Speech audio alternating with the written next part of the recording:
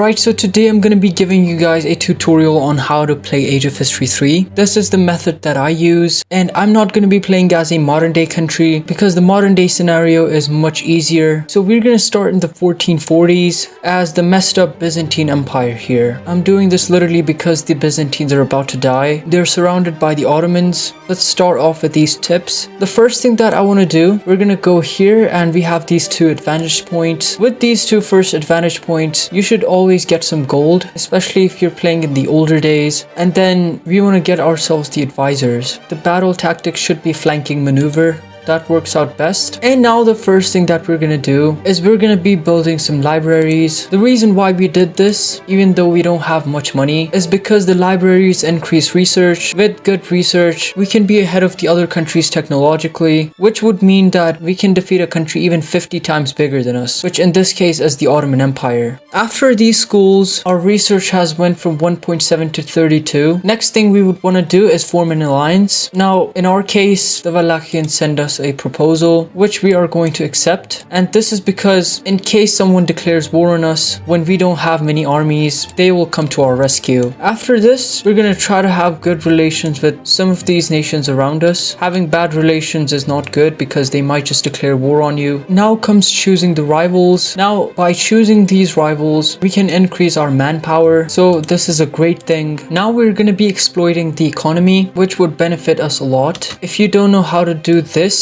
you just have to press the scroll button, and if you want a good military, you can just go ahead and upgrade the military academy. You also need a decent military, so we're gonna do that, even though it might be expensive, but we still need to be able to defend ourselves in case the Ottomans declare war on us, which I'm pretty sure they will. So our research has been completed, and we're going to put our research into war tactics, but this also gives us another advantage point with which we're going to get some gold again. And now we want to upgrade our capital city because this is going to increase the maximum research, meaning that these things will be unlocked faster. And now the Ottomans decided to declare war on us, but because we had a strong ally to the north, they are going to help us out, and this is why I said that you need to have an ally, especially if you're playing as a weak nation. So let's see if we can defeat the Ottomans. And we sure did. The reasons why we were able to defeat the Ottomans even though we had smaller armies was because our armies were technologically more advanced, and this is why you need to put so much money into research or just build some libraries, because with a much better army, even if you're outnumbered, you can still defeat your enemy. Let's make our demands. And now once you start to expand, you'll notice that there's this thing called aggressive expansion. If this thing goes over 100, everyone is going to form a coalition against you, so you need to keep this below 100. But if you want to know how to defeat a coalition, watch out my this video, which will help you out. Now after all of that, we would want to increase our tax efficiency. This will help your economy, and if you start things off like this, then there's one more thing that you can do to make your economy better. It's that if you have a good military, you can take out weaker nations. Let's say we go against these guys and we declare war. After defeating them,